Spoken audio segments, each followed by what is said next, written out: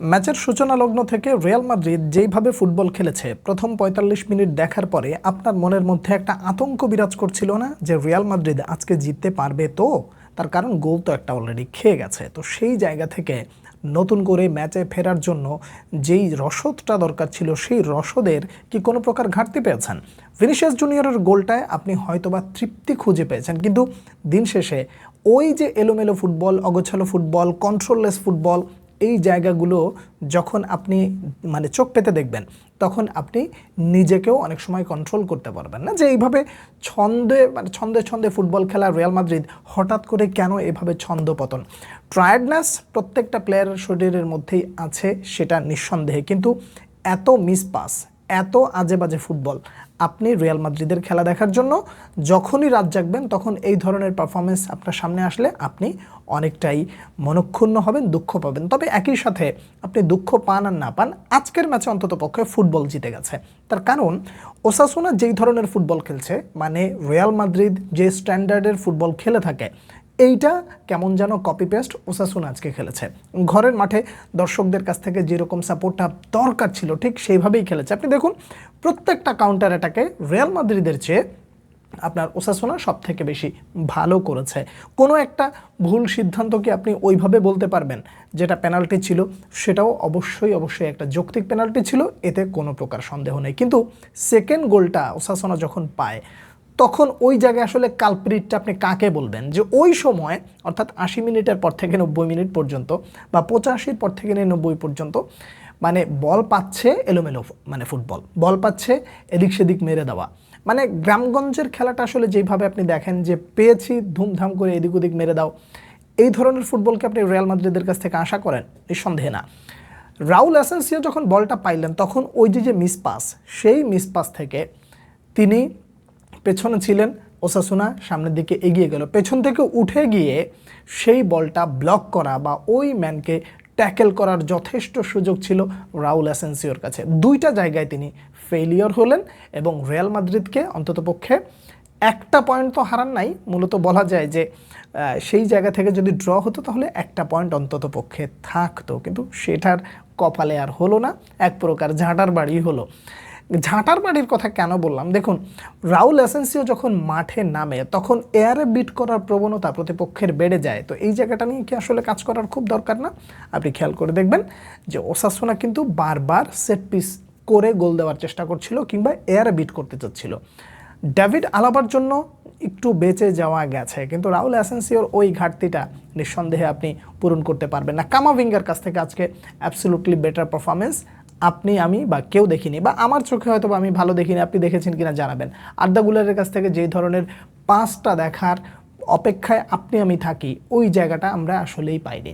তাহলে বোঝা গেল যে রিয়াল মাদ্রিদের মিসপাস খেলা, রিয়াল মাদ্রিদের ছন্দপতন খেলা, রিয়াল মাদ্রিদের একটা ব্যাড ডে, সেই জায়গায় প্রতিপক্ষ যখন এরকম দুর্দান্ত ফুটবল খেলে তখন আপনি জয়ের চিন্তা তো করতে পারেনই না, বরং জিতে গেলে বরং আমি আজকে অবাক হইতাম যে এইভাবে এত বাজে ফুটবল খেলেও যে আসলে জিতে যাওয়া যায়।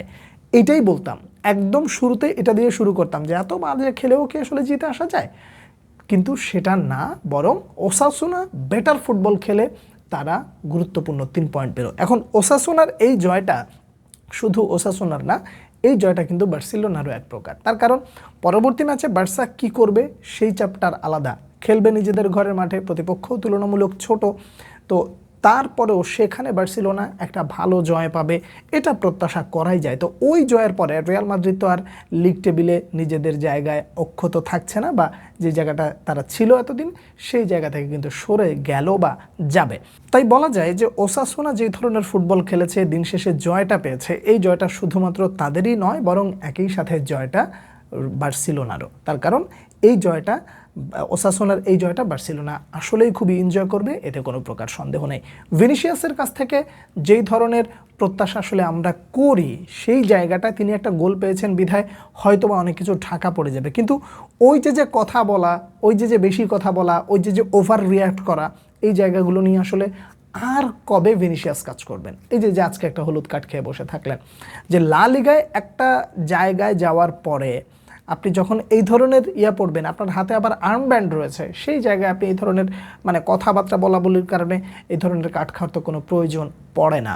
তবে একটা সিদ্ধান্তকে আসলে আমি এখন পর্যন্ত সমর্থন করতে পারছি না, তা হলো দানি কারবাহাল কেন শুরুর একাদশে, একদম শেষ দিকে নামতে তো পারতেন। তার কারণ যেই ধরনের থ্রু পাস, যেই ধরনের long pass Trent Alexander Arnold দিয়ে থাকেন, তার কাছ থেকে আসলে আমরা ওই জিনিসটা প্রথম দিক থেকে মিস করছিলাম, এবং ওসাসুনা সেই জায়গাগুলো খুব ভালোভাবে মার্কিং করে ধরে ধরে ধরে ধরে খেলেছে। আপনি ট্রেন্ট আলেকজান্ডার আর্নল্ডকে আপনি প্রথম 45 মিনিটে কতটা মিস করছেন আমি জানি না, কিন্তু তিনি যখন নেমেছেন, ফার্স্ট যখন তিনি নামলেন মাঠে, প্রথমবার বল টাচ করলেন, এবং সেকেন্ডলি তিনি সাথে সাথে যে লং পাসটা দিলেন, ওই পাসটা দেখার পরে সাথে সাথে বলছিলাম যে এই লোকটা এত পরে কেন নামলো, বা এই লোকটা শুরু থেকে কেন নামলো না। আপনি বলতে পারেন যে রেস্টের কারণে হয়তো বা এই ধরনের সিদ্ধান্ত হতে পারে, ডেফিনেটলি এটা আপনি আপনার মন্তব্য, মানে আপনার এই মন্তব্যের সাথে আমি দ্বিমত পোষণ করতে পারি না, কিন্তু দিন শেষে যে মূল্যবান 3টা পয়েন্ট হারালো রিয়াল মাদ্রিদ, সেটাকে আসলে মানে আপনি হজম করতে পারবেন, বা আসলে রিয়াল মাদ্রিদের জায়গা থেকে এই ধরনের ফুটবলকে আপনি আশা করেন? কেউ করে না। দিন শেষে জিতেছে ফুটবল, হেরেছে রিয়াল মাদ্রিদ, এই ধরনের ছন্দ নিয়ে তো আসলেই টিকে থাকা মুশকিল।